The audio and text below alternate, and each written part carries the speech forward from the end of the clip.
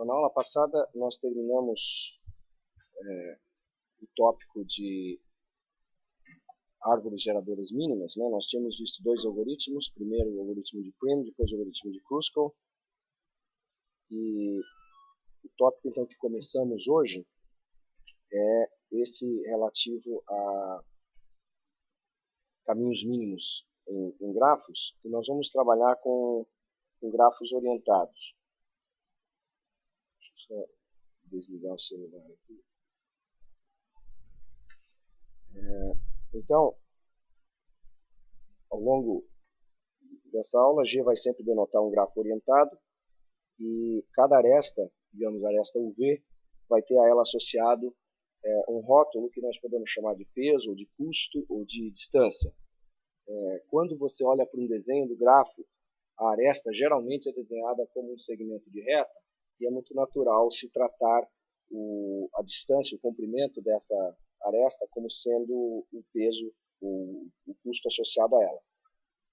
Só que em certas aplicações isso não é possível, ou seja, os custos não são proporcionais ao comprimento da aresta, ou em outros casos você também não quer desenhar o grafo de maneira que haja uma correspondência. Então, dependendo do desenho do grafo, isso pode não acontecer. Por isso, em geral, a gente usa não o termo distância, para não parecer que está associado ao comprimento de aresta, e aí usa o custo ou peso.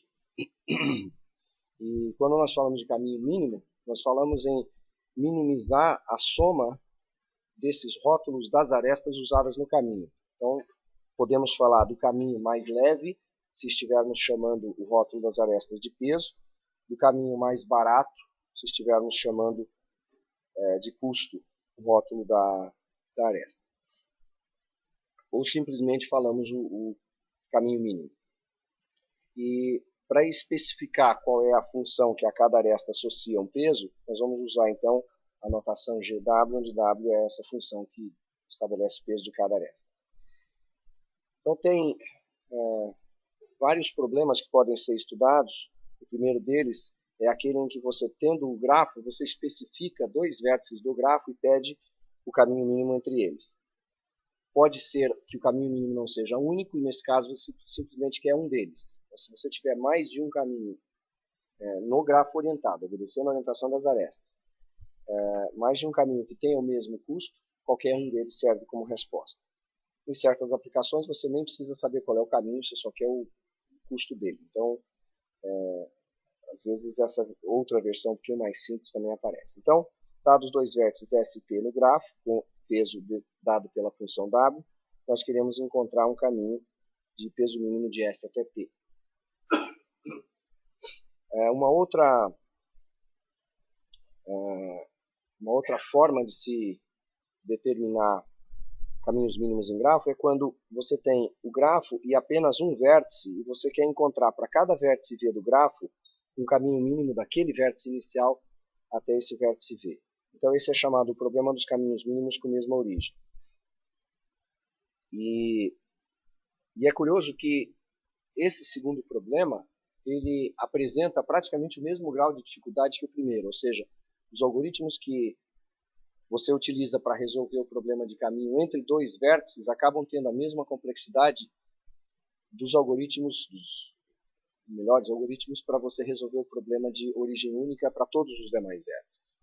Então, é claro que se você olhar para o tamanho da saída, aí sim tem uma diferença, porque num caso você vai produzir na saída só um caminho, vai ter um comprimento então, que é no máximo número de vértices menos 1, e no outro caso você tem que produzir a árvore inteira de caminhos mínimos a partir daquela origem. Então a saída de fato tem tamanho diferente, mas a computação realizada para determinar um caminho entre dois vértices dados, ou para determinar todos os caminhos de um vértice até os demais vértices do grafo, acaba tendo a mesma complexidade.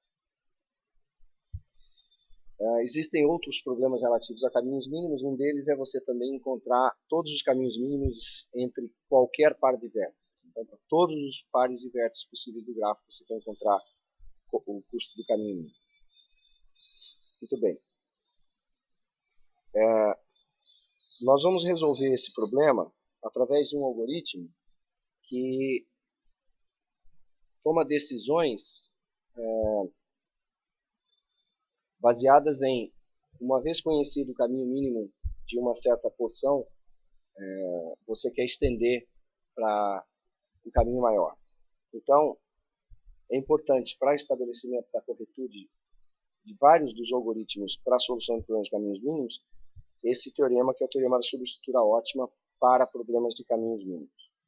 Então você tem um grafo G orientado, se P de V1 até VL é um caminho mínimo, acho que deveria ser um K nesse lugar de L aqui para ficar condizente com o que está embaixo. Então, se P é um caminho mínimo de V1 até VK, então para qualquer IJ que você tomar entre 1 e K, o subcaminho do caminho anterior, que vai de VI até VJ, ele é também um caminho mínimo entre esse par de vértices, ou seja, de VI até VJ. Então isso é fácil de ver, porque se você pudesse otimizar o caminho entre VI e VJ para um caminho de peso total menor do que o caminho PIJ, você poderia substituir no caminho P essa porção de VI até VJ por uma menor e você teria então um caminho mais leve, de menor peso, do que o caminho P. Isso daria uma contradição com a escolha do P como caminho mínimo de V1 até VK. Então, esse teorema estabelece a subestrutura ótima para o problema de caminhos mínimos. Vocês devem lembrar que numa aula anterior eu mostrei que se você estiver buscando caminho máximo, e se você exige que no caminho máximo, num gráfico que possivelmente contém ciclo, você esteja buscando caminho simples, então você não tem subestrutura ótima. Ou seja, dado um caminho máximo que seja simples num grafo, isso não significa que qualquer subcaminho dele, simples, seja máximo para o novo par de vértices. Isso aí foi uma coisa que a gente fez numa aula anterior. Muito bem, mas para caminho mínimo isso vale, né? Então o que nós vamos fazer é, de maneira semelhante à busca em largura, nós vamos desenvolver algoritmos para caminhos mínimos. Na busca em largura, você se lembra que você partia de um vértice, visitava os vértices imediatamente adjacentes àquele vértice e depois expandia isso para o resto do grafo. E esse processo era feito utilizando uma fila. A ideia de determinar caminho mínimo em grafo segue um pouco isso. Quer dizer, você vai caminhar a partir do vértice inicial em direção aos demais vértices, sempre procurando atingir primeiro os vértices que estão mais próximos. Tem um algoritmo que nós veremos que é apresentado no livro do Corman de uma maneira muito interessante, que eu vou seguir aqui, mas tem outras maneiras de se chegar ao mesmo algoritmo. Uma delas é aquela que está feita no livro do Mumber, que eu também recomendo a leitura, porque digamos, é uma maneira muito criativa e interessante de se fazer uma demonstração por indução. Então, só para dar uma ideia desse tipo de indução, veja o seguinte: normalmente você faz indução em algum parâmetro que você já conhece da entrada do problema. Por exemplo, o número de vértices do grafo, o número de arestas do grafo, esse tipo de coisa. Você faz indução nisso. Para caminho mínimo, curiosamente, você pode fazer indução num parâmetro que reflete a distância do vértice que vai ser alcançado em seguida, como sendo o próximo vértice mais distante do vértice inicial. Então você faz a visitação dos vértices no processo indutivo conforme cresce a distância do vértice inicial até cada um deles. E aí isso pode parecer estranho, porque se você está computando as distâncias mínimas, os comprimentos mínimos dos caminhos, como é que você vai visitar na ordem em que elas crescem, se você ainda não as sabe? Bom, justamente porque você pode ir descobrindo qual é o próximo vértice mais próximo, ou seja, qual é o próximo vértice em custo de caminho, ou em peso de caminho. E aí você visita nessa ordem. E, então eu acho que é interessante ver essa demonstração que está lá. Nós vamos ter uma abordagem um pouquinho diferente aqui. Bom, o que nós queremos então na saída é o conhecimento da informação que nos permita extrair quais são todas as arestas do caminho mínimo que nós estamos buscando, e não só o valor dele. Então, no final do algoritmo, nós queremos obter uma árvore de caminhos mínimos cuja raiz é o vértice origem. Então, aqui eu estou pensando no problema do caminho mínimo com origem fixa. Então eu conheço S, quero achar caminho mínimo para todos os vértices do gráfico. Então, nessa árvore, dado um vértice V, se você olhar para um caminho na árvore de S a V, o caminho é único, obviamente, ele será justamente um caminho mínimo naquele grafo original. Então, para isso, nós vamos armazenar, da mesma maneira que fizemos na construção da árvore de busca em largura, árvore de busca em profundidade, nós vamos armazenar um apontador que indica qual é o predecessor de cada vértice nessa árvore. Então, para cada vértice, nós vamos saber qual é o anterior a ele. Com isso, nós vamos ter uma representação da árvore. E nós vamos utilizar uma função que para cada vértice vai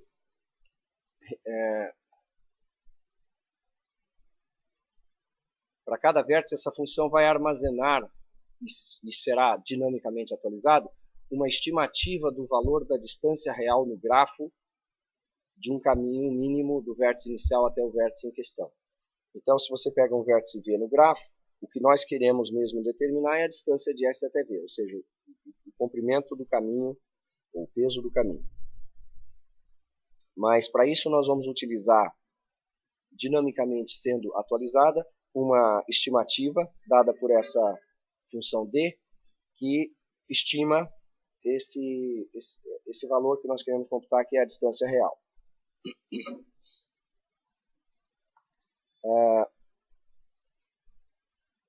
As estimativas desses custos não faz sentido que elas cresçam, ou seja, se eu determino que D de V tem um certo valor em um dado momento da execução do algoritmo, significa que até agora eu já encontrei um caminho que tem esse custo. Ora, não faz sentido agora dizer, eu consigo agora um outro caminho que custa mais do que isso. Bom, isso já não interessa. Se eu estou procurando o mínimo, eu só quero que o valor de D de V nas iterações do algoritmo sempre vá diminuindo.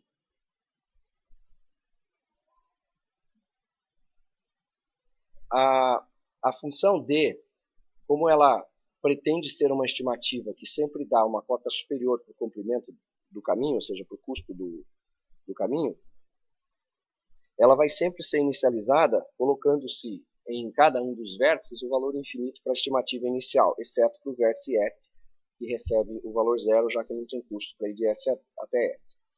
E como nós não sabemos se os vértices do grafo são ou não atingíveis a partir de S, pode ser que não exista caminho. Bom, se não existir, o predecessor de cada vértice será nil. Então a gente inicializa com nil, e cada vez que nós formos atualizar essa estimativa D de V para cada vértice V, a gente atualiza também o predecessor π. Então nós fazemos isso para cada vértice do grafo, e com isso temos a inicialização das duas funções, D e π, que são as principais para a armazenagem da informação que a gente quer na saída. Então, D de V é uma estimativa sempre superior para o peso de um caminho mínimo de S até V.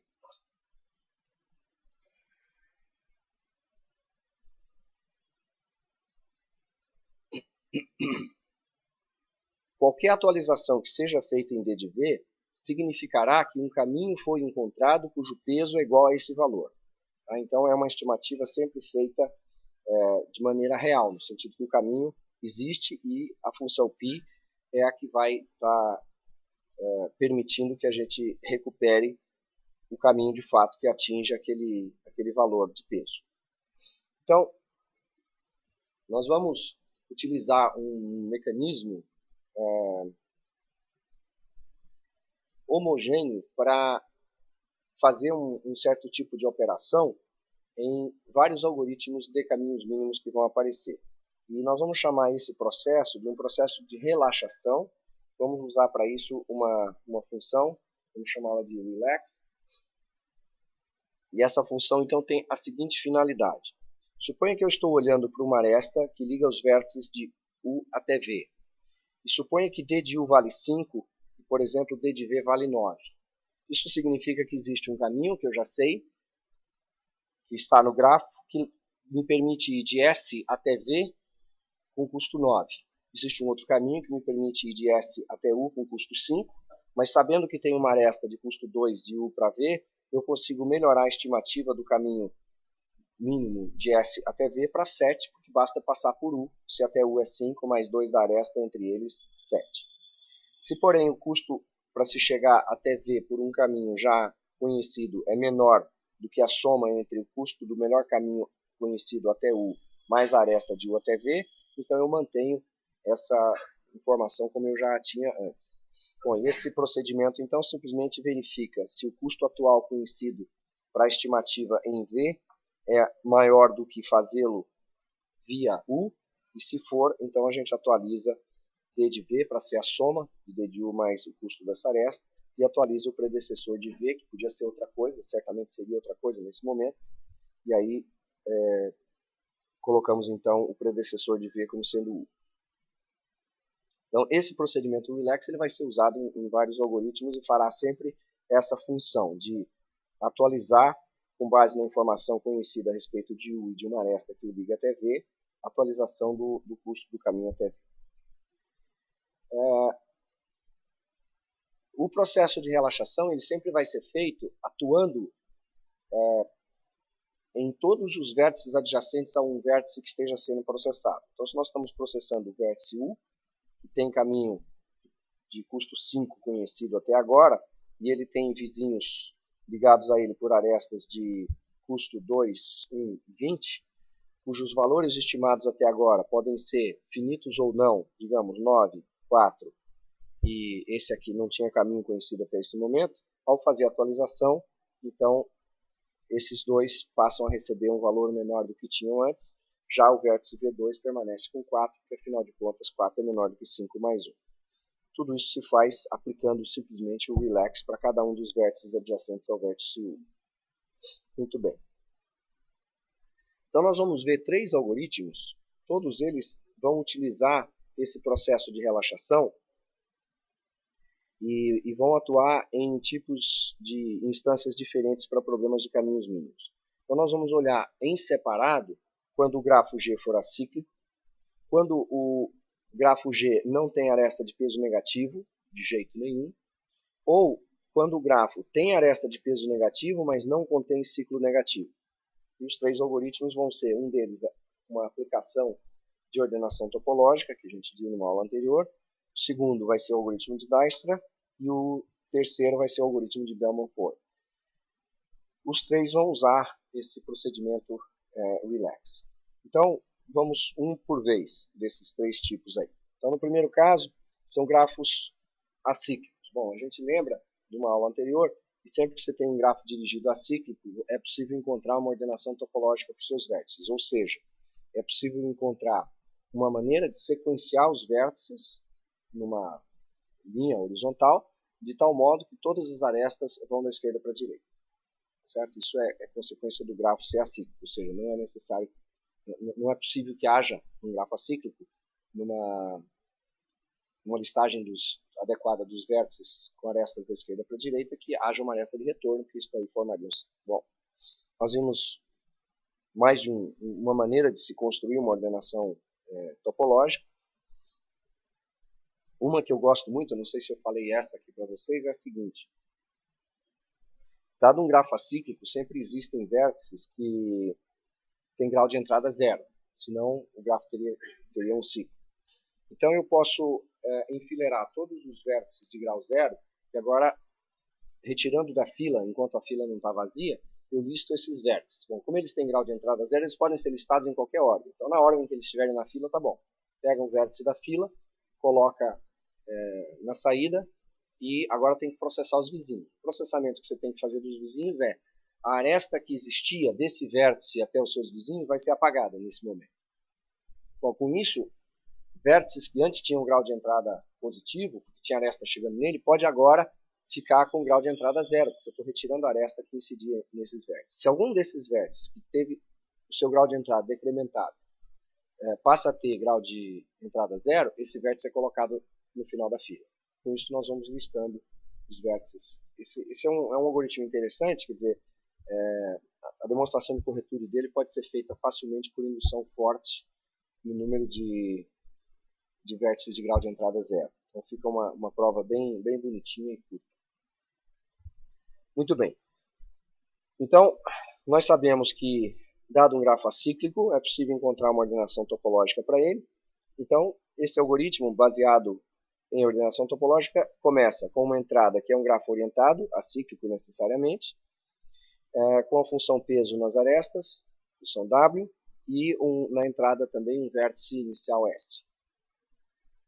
Na saída nós queremos o vetor das estimativas com os valores exatos das distâncias dos pesos dos comprimentos mínimos. E além disso queremos uma árvore que seja de caminhos mínimos a partir de S, enraizada em S, e que seja definida pelo vetor de predecessores π. Então o caminho é obtido por um algoritmo extremamente simples, que é esse aqui, veja. DAG é uma abreviação de Directed Acyclic Graph, grafo dirigido a ciclo. Então, para esse grafo, aqui está a entrada. Primeira coisa, fazemos a ordenação topológica dos vértices do grafo. Aplicamos aquele procedimento de inicialização que nós vimos antes, que seta em 0 o peso do caminho de S até S, seta em infinito todos os demais, e seta π em nil. E agora, para cada um dos vértices, e aqui eles são tomados na ordem topológica dada pela linha 2, para cada vértice que seja adjacente ao vértice retirado da ordenação topológica, nós fazemos a relaxação. Então, fazemos a relaxação do custo estimado para se chegar até V, com base no custo estimado para se chegar até U, mais o custo da aresta UV, que é o que o Relax fazia. E o algoritmo é só isso, né? Bom, nós precisamos estabelecer que isso daí realmente funciona. Vamos ver um exemplo primeiro. Essa é a inicialização, todos os vértices são inicializados em infinito. Nós temos aí um grafo acíclico. Nesse grafo acíclico podemos ter arestas de custo negativo, não tem problema. O vértice S é o único que tem estimativa de custo de caminho diferente de infinito.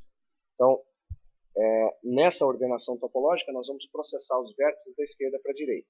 Então, o primeiro vértice a ser processado é o vértice R.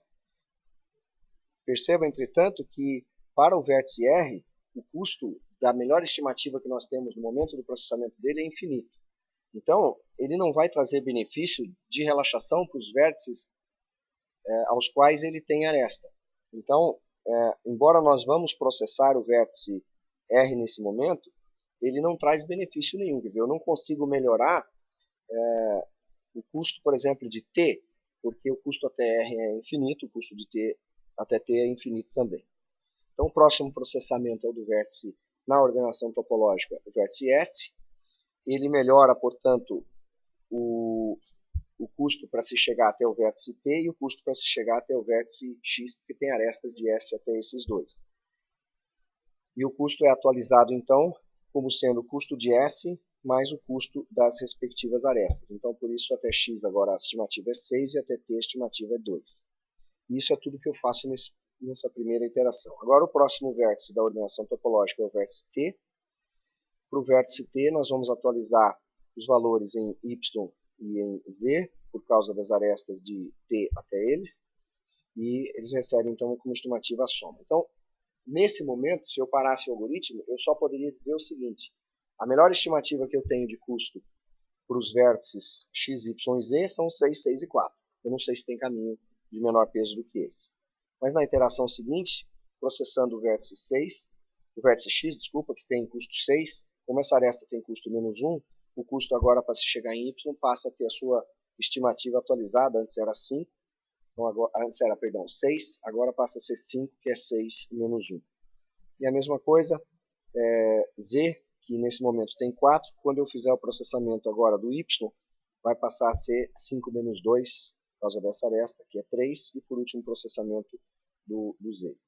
Então note que como existe uma ordenação topológica, o grafo é acíclico, uma vez que eu passo por um vértice, a estimativa até ali não vai mais ser alterada, porque não tem nenhuma aresta de retorno. Quer dizer, embora eu tivesse estimado o custo para se chegar ao vértice Y como sendo 6, embora ele tenha caído para 5, ele não vai poder influenciar na redução do custo estimado dos caminhos dos vértices anteriores, porque não tem aresta de volta.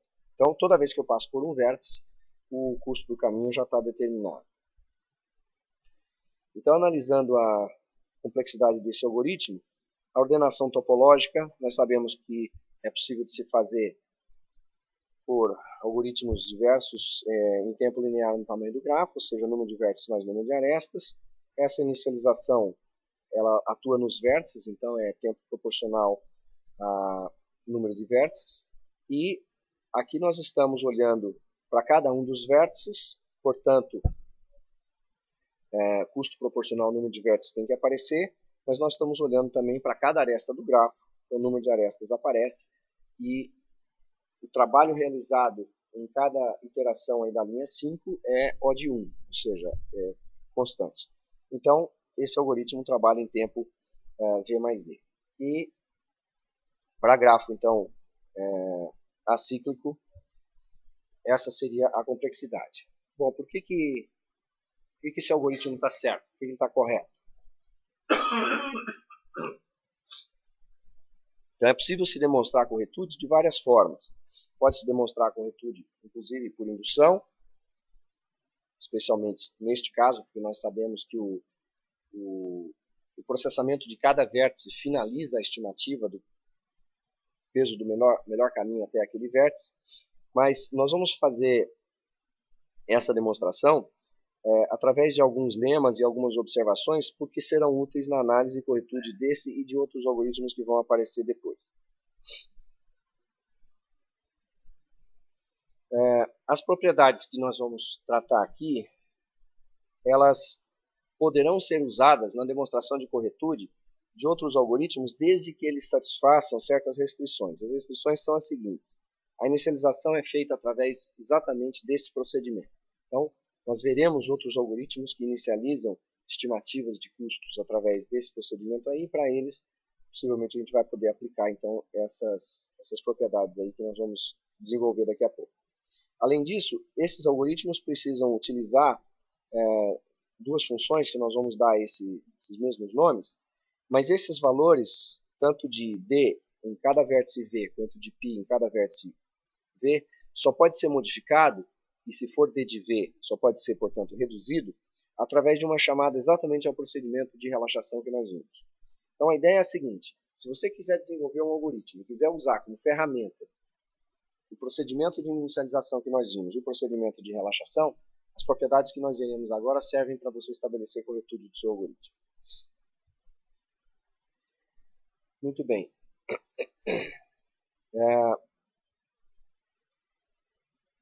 Tem alguns lemas que estão demonstrados no livro do Cormen. A maior parte deles é muito simples. Eu até sugiro que você tente provar o lema sem consultar e depois consulte a demonstração que está lá. Acho que é um exercício interessante. Então, o primeiro desses lemas diz o seguinte: qualquer estimativa que nós fizermos em qualquer momento do algoritmo terá que ser uma estimativa superior para o custo de fato do caminho mínimo de S até aquele vértice. E no momento que a estimativa se igualar ao valor real do custo do melhor caminho, então esse valor não muda mais. Quer dizer, não existe a possibilidade dele decrescer e sofrer um crescimento. Então ele é monotonicamente decrescente. Ou ele permanece por algum tempo em um certo valor, ou ele decresce até o momento que ele atinge o valor ótimo e aí ele não muda mais. Então esse é o primeiro lema. Isso é consequência direta, né, do relaxamento. Quer dizer, por isso que eu digo que a demonstração é tão simples. O que o relaxamento faz? Ele verifica se o valor que você tem até agora pode ser melhorado se você passar por um certo vértice a partir do qual existe uma aresta por vértice corrente. Se puder ser melhorado, você melhora. Certo? Então esse é o método que o algoritmo de relaxação utiliza. Então, o que acontece? O valor só pode ficar menor, não pode crescer mais. Então é monotonicamente decrescente. E por que para quando chega ao valor da distância de fato? Bom, sempre que esse valor é reduzido, significa que nós encontramos um caminho. Então, concretamente, há no grafo um caminho que tem aquele custo, aquele peso total. Ou seja, nós passamos por algum vértice, descobrimos que tem uma aresta que leva a esse outro vértice, fazemos a atualização. Se eu olhar para trás, através do vetor π, eu saberei, para chegar nesse vértice com esse custo onde que eu passei. Para chegar no vértice, nesse novo vértice, com o custo que está aqui, onde que eu passei, e assim por diante. Então dá para fazer uma prova por indução no comprimento do caminho que leva até aquele vértice, mostrando que se o valor foi igualado ao da distância naquele vértice, isso significa que você encontrou realmente um caminho que atinge aquela distância. Muito bem.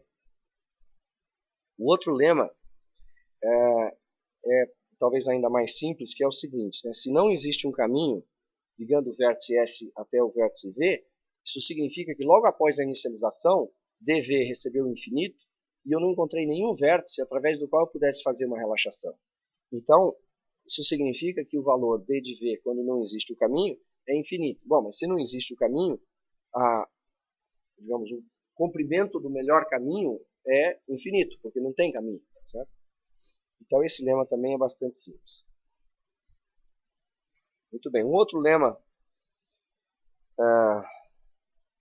também está demonstrado direitinho no livro do Foreman, vou dar uma ideia dele aqui, é o seguinte.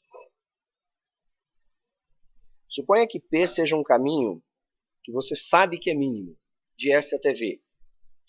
E digamos que o V seja a última aresta desse caminho. Então você tem o vértice S, passa por vários vértices, passa por um certo vértice U e vai diretamente para o vértice V. Então é a última aresta do caminho mínimo P. Suponha que o valor estimado para o vértice U, que antecede V nesse caminho, seja a distância de fato mínima, o custo mínimo do caminho de S até U. E suponha que isso está ocorrendo exatamente antes do momento da chamada da relaxação UVW. Então veja, se eu já encontrei o caminho mínimo, a estimativa do caminho até U, com valor igual ao caminho mínimo, na hora que eu faço a relaxação, eu atualizo o valor do vértice seguinte para um valor exatamente igual ao valor da distância. Ora,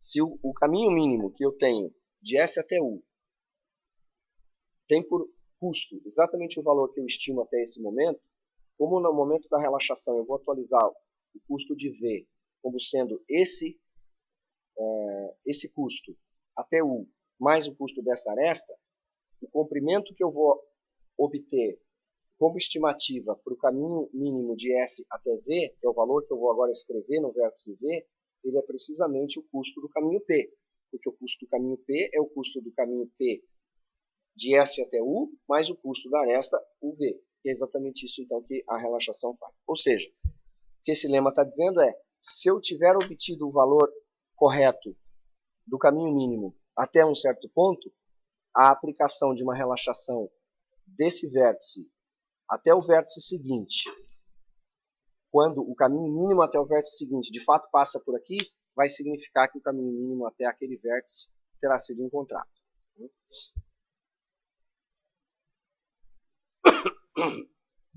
Esse outro lema ele é bastante importante, eu quero que vocês prestem particular atenção a ele, porque ele vai aparecer de maneira muito evidente em outras demonstrações de corretude.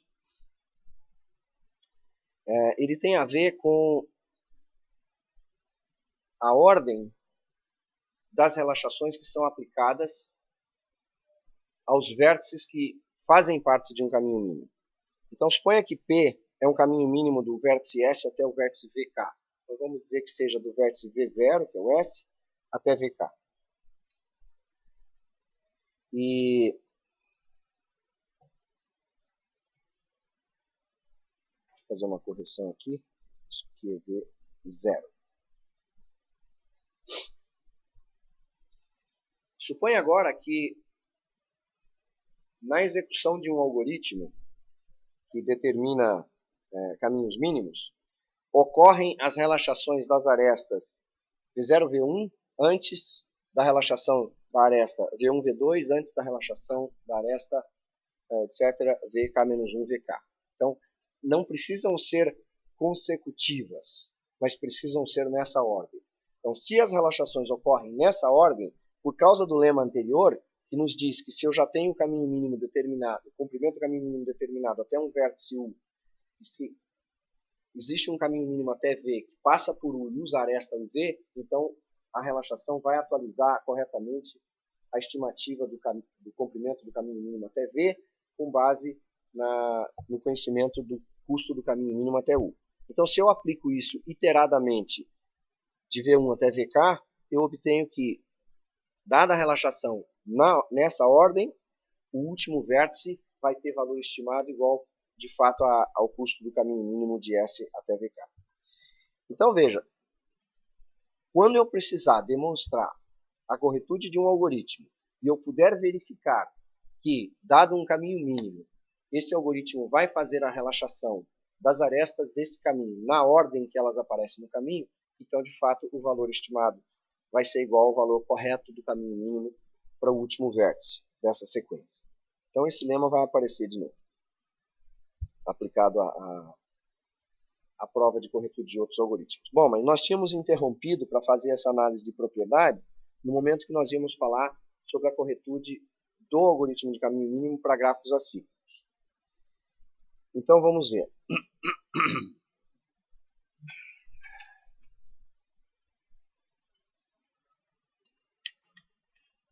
Então, lembre-se o seguinte, nesse caso, os vértices estão em ordem topológica.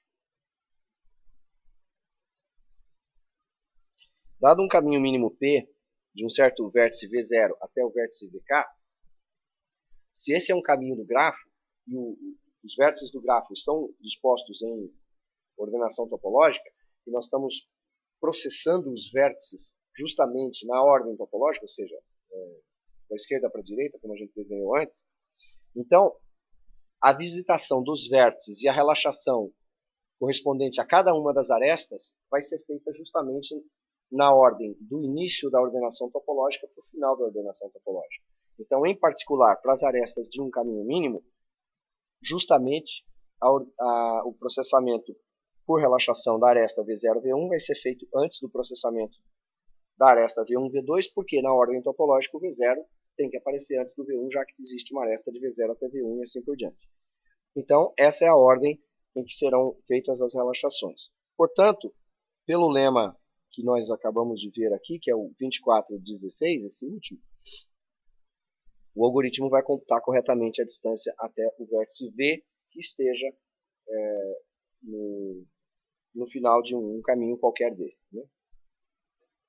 E como toda atualização que é feita no vetor π, que armazena o predecessor de cada vértice, é sempre feito no momento que eu encontro uma melhor estimativa do que antes, e no final eu tenho a estimativa igual à distância de fato, então, se eu olhar para todas as informações de predecessores que o vetor π me dá, eu tenho uma árvore de caminhos mínimos.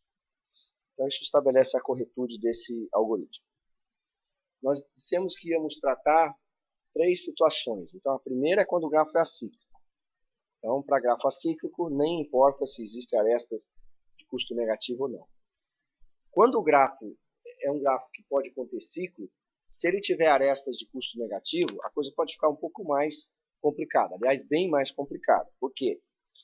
Imagine que você tem um grafo, um vértice inicial S, um vértice final V, e ao longo de um eventual caminho de S até V, você passa por um vértice que, a partir dele, é possível percorrer um ciclo que me leva a um vértice anterior nesse caminho, de tal modo que a soma dos custos das arestas desse ciclo inteiro seja um total negativo. Bom, então se eu sair de S, chegar nesse ciclo, e eu quero o valor mínimo, o melhor é eu ficar aqui para sempre, fazendo esse ciclo e não seguir adiante. Então, por isso, determinar caminho mínimo num grafo com ciclo de comprimento negativo é um problema mais grave, né?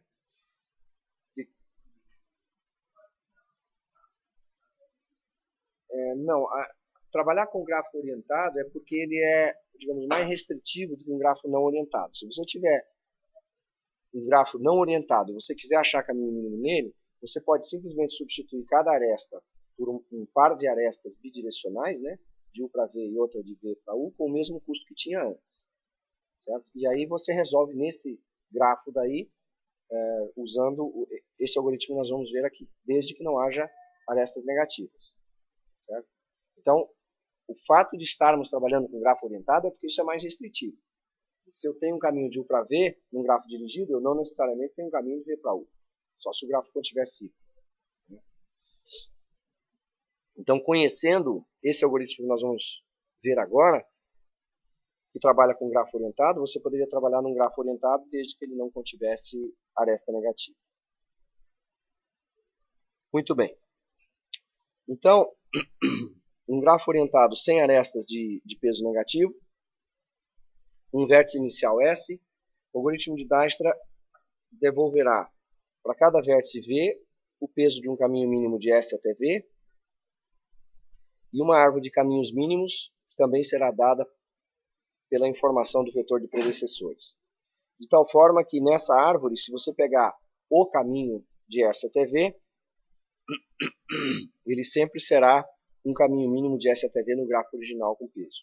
Então, a ideia é semelhante à anterior, só que agora esse grafo, já que ele pode ter circuitos, ele não admite mais ordenação topológica, por isso o algoritmo anterior não pode ser aplicado.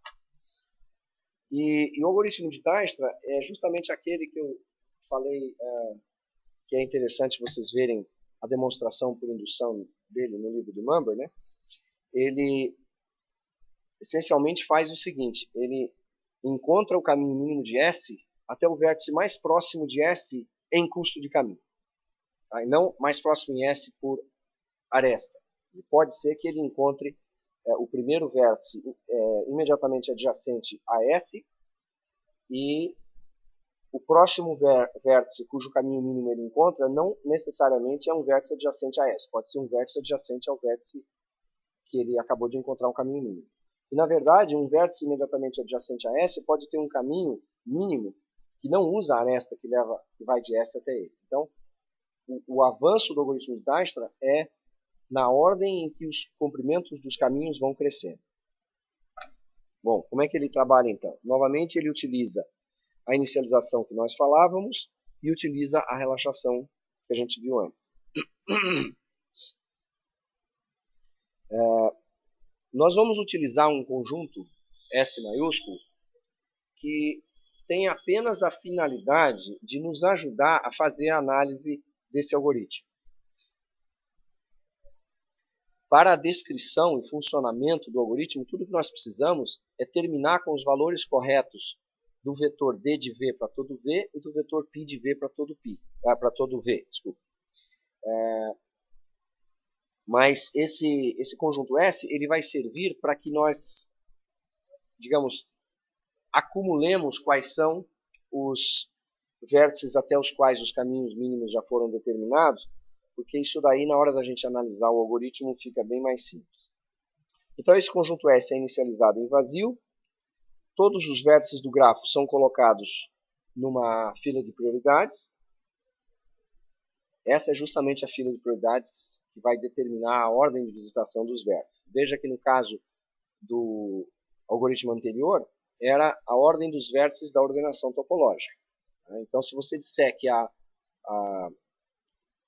prioridade de cada vértice corresponde à sua ordem na ordenação topológica, aplicar esse algoritmo aqui, tendo em vista essa prioridade, dá exatamente o algoritmo que nós vimos antes.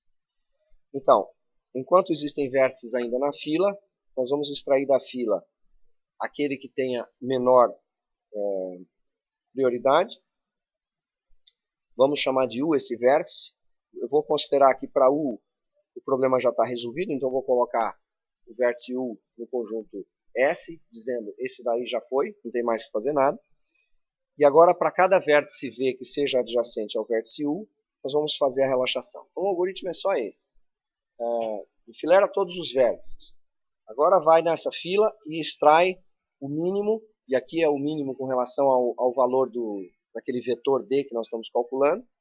Então note que por causa da inicialização da linha 1, todos os vértices têm D de V igual a infinito, exceto o vértice S, na primeira passada. Então na hora que eu faço a primeira execução da linha 5, o vértice U vai ser o vértice S, que tem, o único que tem valor finito, né, valor zero. Então nós vamos extrair o vértice S. ele é o vértice então que vai ser colocado no conjunto S, e agora ao fazer a relaxação, eu vou atualizar os valores que eram infinitos para valores finitos, para todos os vértices imediatamente adjacentes a S. E esses vértices daí passam a ter então o seu valor de D, daquele vetor D, menor do que era antes. Bom, isso significa que essa fila vai ter que ser atualizada por causa dessas modificações. Então, Q é uma fila de prioridade, e como eu disse, S não é necessário, mas simplifica a análise do algoritmo. Muito bem. Os vértices que saem da fila não voltam para a fila. Não existe nenhum outro momento, exceto aquele instante inicial, em que vértices sejam inseridos na fila. Quando ele sai da fila, ele imediatamente é posto no conjunto S. Então, escolhido um vértice U, ele não pode ser um vértice de S, porque ele só vai para S quando ele sai da fila. Então, se ele está na fila, ele está fora de S por enquanto. E ele é o vértice que tem o menor custo de caminho a partir do vértice inicial. E, nesse momento, esse vértice que saiu da fila, não volta mais para a fila, ele vai para o conjunto S. As distâncias estimadas a partir do vértice inicial, utilizando o vértice U como vértice de passagem e as arestas de U até esses vértices, então ocorrem aí essas atualizações. E a atualização da árvore dos caminhos mínimos é feita também dentro da relaxação, com a alteração do valor do π desses vértices que estão sendo relaxados. Então vamos ver um exemplo. Esse não é exatamente o exemplo do livro, mas é parecido. Então, depois da inicialização, o vértice S tem valor 0, os demais têm valor infinito, todos eles estão na fila, o mínimo é o S, ele é o que vai sair primeiro. O processamento do S envolve a relaxação do R e do U, que passam a ter valor igual ao das respectivas arestas de S até eles. Em seguida, o que está na fila, que tem valor menor, é o U, que é 5, e não o R, que era 8. Então, ao processar o U, desculpa, o U era 10 antes. Ao processar o U, que agora tem valor 5, eu faço a relaxação de V, que baixa de valor infinito para 7, W, que baixa de valor infinito para 7, e R, que baixa de valor 10 para 8, por causa da soma dos valores 5 e 3 dessa aresta que liga U a R. Bom, o próximo que vai sair da fila é o vértice V, que tem custo 7. Note que W atualmente tem valor 14, então quando eu processo o vértice 7 e faço a relaxação dos seus vizinhos, utilizando essa aresta, o valor de W, que era 14, baixa para 13. Usando a aresta de valor 5, o valor estimado para T, que era infinito, baixa para 12. O próximo a ser visitado é o R. Note que o R vai atualizar o valor também em W, que agora é 13 e passa a ser 9. O próximo a ser processado é o W, que é 9. Ele vai atualizar T, que atualmente é 12, e que passa a ser 11. E finalmente eu processo T e... Ups. Isso aqui está errado, né? Esse valor aqui é 11, porque eu vim de W e usei essa aresta. Então é isso que o algoritmo faz. Muito bem.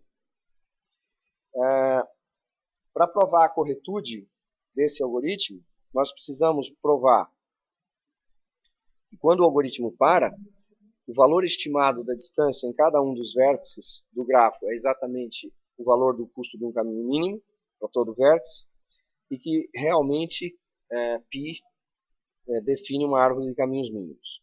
Ou seja, nós precisamos mostrar que se olharmos para o conjunto de pares, indicando, portanto, arestas, né, πxx para todo x no grafo G, exceto o vértice S, isso daí realmente forma uma árvore de caminhos mínimos a partir de S para todos os demais vértices do grafo.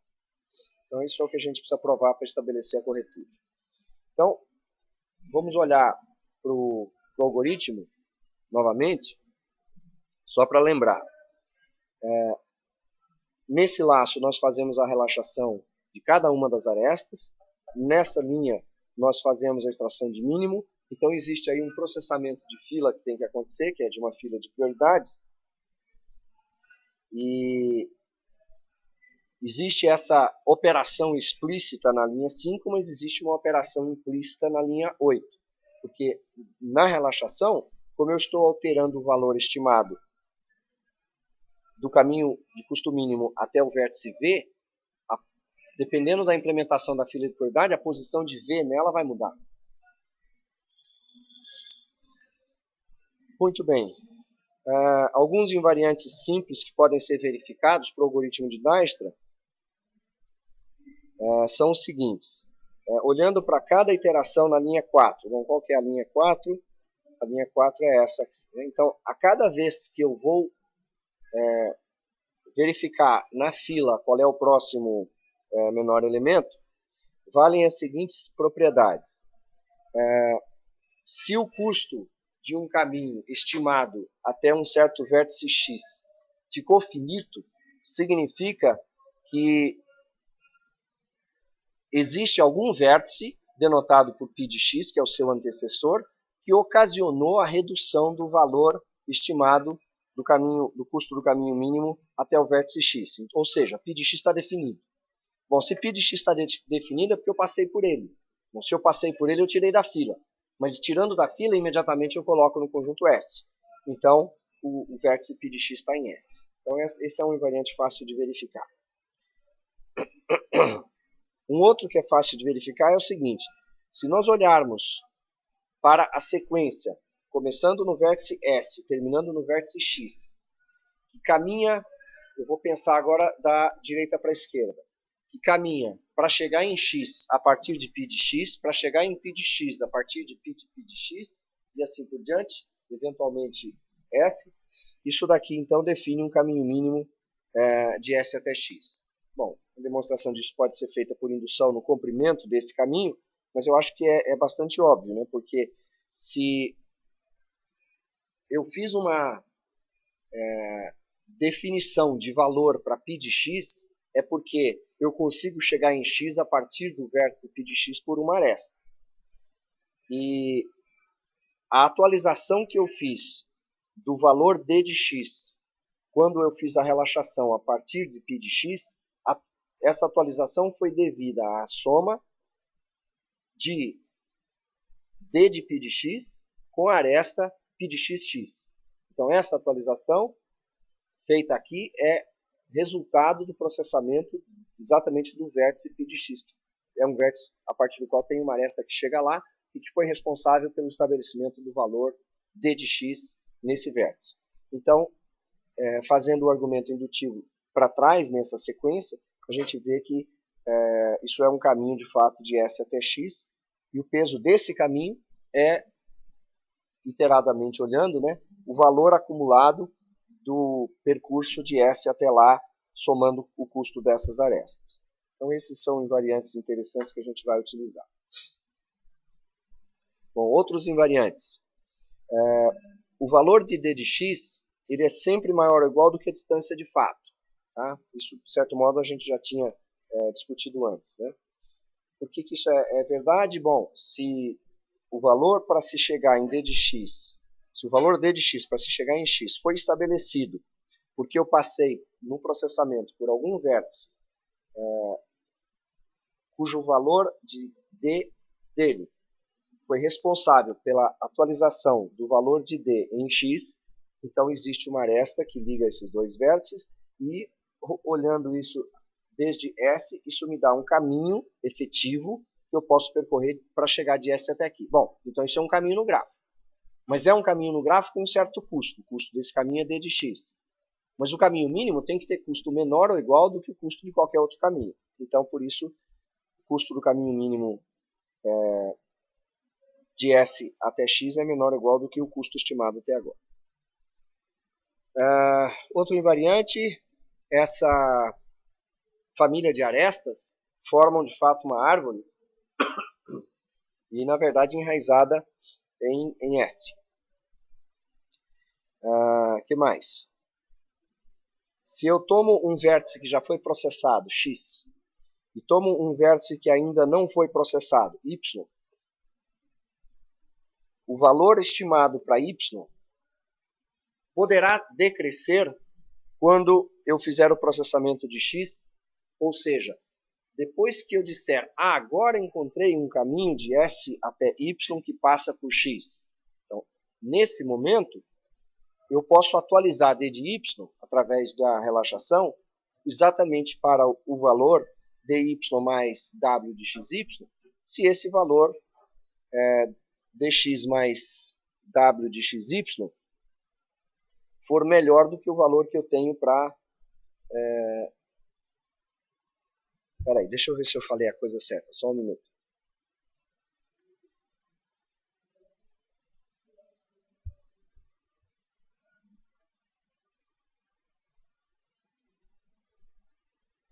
Não, eu estava falando, desculpa. Não, deixa eu começar de novo essa linha aqui.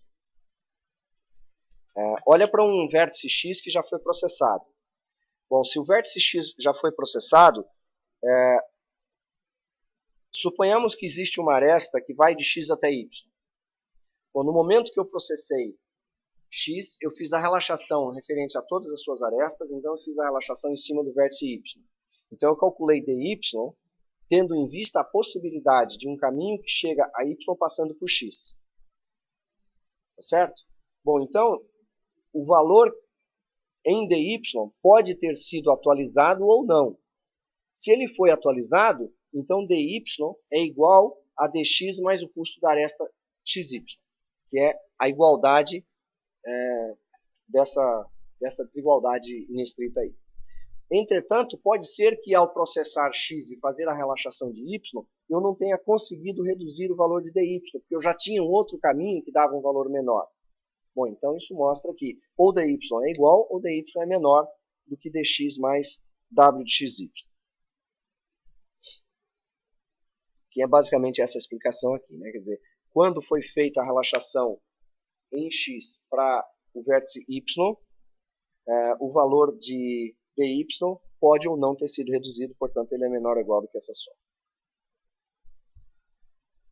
Muito bem. A linha 4 do algoritmo Dijkstra é aquela que pergunta se a fila está vazia ou não. Então esse invariante ele vale no início da iteração, de cada iteração na linha 4, que é a distância efetiva é igual à distância estimada para todo vértice que já foi processado. Então, para verificarmos que isso daí é um invariante válido, perceba o seguinte, na primeira iteração, então isso aqui é uma demonstração basicamente por indução, né? Na primeira iteração, o conjunto S é vazio, não tem nada lá dentro. Então, para cada S lá dentro, não tem ninguém, obviamente vale. Mas, se a gente quiser, podemos olhar a segunda iteração. O que acontece na segunda iteração? Só o vértice S foi colocado no conjunto S. Bom, a sua distância é zero, e isso está correto. E d de x está estimada, e d de s está estimada assim. Então, de fato, esse invariante vale na primeira.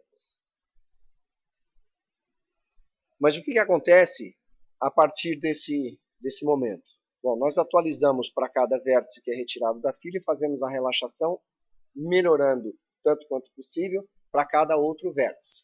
Certo? Então, na hora que um vértice sai da fila, a distância estimada é igual ao custo do caminho mínimo. Então, no final do algoritmo, o que acontece? Qual é o conjunto S? Ele é o conjunto, na verdade, de todos os vértices que são atingíveis a partir de S. Se eles foram colocados na fila e nós estamos retirando na ordem que esses valores são... na ordem crescente desses valores, todos aqueles que recebem uma estimativa finita, eles são vértices até os quais existem caminhos. Certo? Então, para cada vértice do grafo, esse valor ele vai corresponder exatamente à distância e, portanto, o valor calculado em d de v para todo v do grafo é, de fato, a distância de S até aquele vértice. Muito bem. Na escolha do vértice de menor valor na fila, o que nós fazemos? Colocamos esse vértice no conjunto S. Então, o que a gente precisa verificar? Que realmente acontece essa igualdade nesse instante, ou seja, a estimativa do custo feita até agora para se chegar do vértice S até o vértice U corresponde ao custo do caminho mínimo. Bom, suponha que não. Suponha que, já que tem que ser maior ou igual, se não é igual, suponha que d de U, no momento em que o vértice sai da fila, como U menor, o valor estimado é superior ao custo do menor caminho. Então vamos olhar para uma situação genérica, onde aqui está o vértice U, aqui está o vértice S, e suponha que o vértice U então está saindo da fila agora, ele é o que tem menor custo. Vamos chamar de P um caminho mínimo que vai de S até U. E eu vou olhar a partir de S, vou passar por todos os vértices que estão no conjunto S. Então, vai haver um certo conjunto de vértices até um certo vértice X, que pertence ao conjunto S. Isso vai formar um subcaminho de P, que é o caminho P1. E aí, existe um momento em que eu tenho que estar saindo do conjunto S, porque se o U está sendo pego da fila agora, o U não está em S. Mas pode ser que haja outros também que não estejam em S. Então eu quero pegar o primeiro vértice no caminho a partir de S que não esteja no conjunto S. Então é o vértice Y. Então o vértice Y é o primeiro vértice de P que não pertence ao conjunto S. E vamos olhar para o vértice X que seja exatamente o predecessor de Y. Então, se Y é o primeiro que está fora de S, então X, que é o seu predecessor, tem que estar em S. Então esses são os vértices para os quais eu quero olhar. Muito bem. Nós supusemos, por contradição, que DU é maior do que o custo efetivo do caminho mínimo de S até U. Acontece que X já está em S. Bom, então, o custo estimado para se chegar até X é o custo do caminho mínimo. No fundo, é a aplicação da hipótese de indução aqui, né? Então, agora vamos olhar para a estimativa que nós temos até Y. Então, Y é aquele primeiro vértice que não está em S. Né? Nós vimos, pelo invariante que a gente provou agora há pouco, que a estimativa até Y ela necessariamente é menor ou igual do que a soma entre o X que já foi processado, porque ele está em S, e o custo da aresta de X até Y. Mas, se a estimativa até X é igual à distância de S até X, eu posso trocar dx por distância de S até X, mais o custo desta aresta. Só que eu vou somar ainda o custo de todo o caminho P2, que é o caminho que vai de Y até U. Tá? Então essa desigualdade aqui, com mais razão ainda, tem que valer, porque eu estou somando, inclusive, uma coisa adicional, que é o custo do P2. O custo de P2 é maior ou igual a zero, porque o Y pode ser o próprio vértice U. Mas, veja, distância de S até X é o custo do caminho P1, que é aquele subcaminho que ia do vértice S até o vértice X. Mais o custo dessa aresta, mais o custo do caminho que leva de Y até U. Ora, mas isso daí é exatamente o custo do caminho P inteiro. E o caminho P era mínimo. Então, isso aqui pela hipótese que nós assumimos aqui em cima, isso aí significa o quê? Que essa desigualdade é decorrência da suposição que nós fizemos no início. Então, d de y é menor do que d de u. Mas espera um pouco, quem que a gente pegou da fila? Foi u. Por que nós pegamos u da fila? Porque era o que tinha a menor estimativa d. Mas não é verdade, o y tem uma estimativa menor. Então era y que eu tinha que ter pego. Bom, isso dá uma contradição com relação à escolha do u. Essa contradição é devida à suposição dessa desigualdade daqui. Portanto, a distância no momento da execução do passo 4, quando eu pego o U da fila como sendo de menor custo, a suposição de que a distância de fato era menor do que a distância estimada não é verdadeira. Muito bem. Análise de complexidade do algoritmo Dijkstra vai depender de como é que a gente implementa fila de prioridade. Essa é uma análise semelhante à que a gente fez na aula anterior para um outro algoritmo. Então, quais são as operações que nós vamos usar na fila de prioridade Q?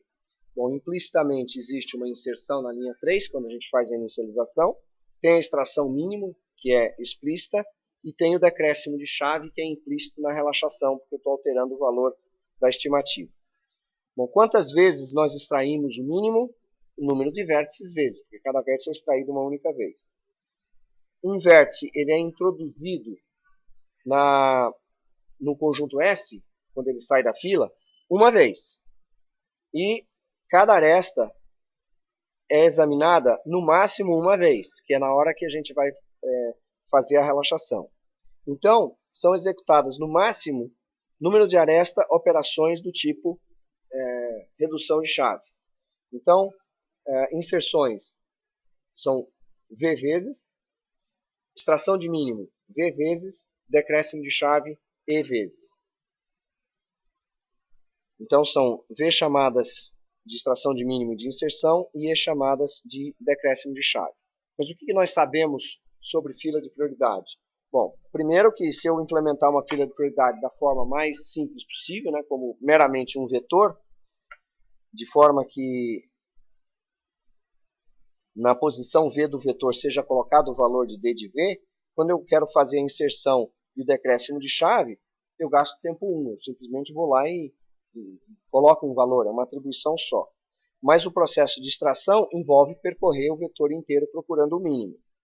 Então isso vai resultar num total de V quadrado devido a V chamadas de extração de mínimo, cada uma das quais com custo V, mais o custo E, que é o custo das chamadas para decréscimo de chave, ou seja, um por vez, né, que nós vamos realizar. Então esse algoritmo é essencialmente um algoritmo quadrático. Independente do número de arestas do grafo, ele vai gastar tempo proporcional a V quadrado. Mas se eu usar um heap de mínimo, vocês sabem como funciona, para implementar uma fila de prioridade, todas as três operações vão gastar tempo log. Bom, isso significa então que a complexidade passa a ser V log V mais E log V. Nós falamos na outra aula sobre heaps de Fibonacci, para os quais extração de mínimo toma tempo log V, mas o decréscimo de chave toma tempo 1. Então a complexidade agora passa a ser V log V mais o número de arestas. Então veja, essa última é mais eficiente que as anteriores.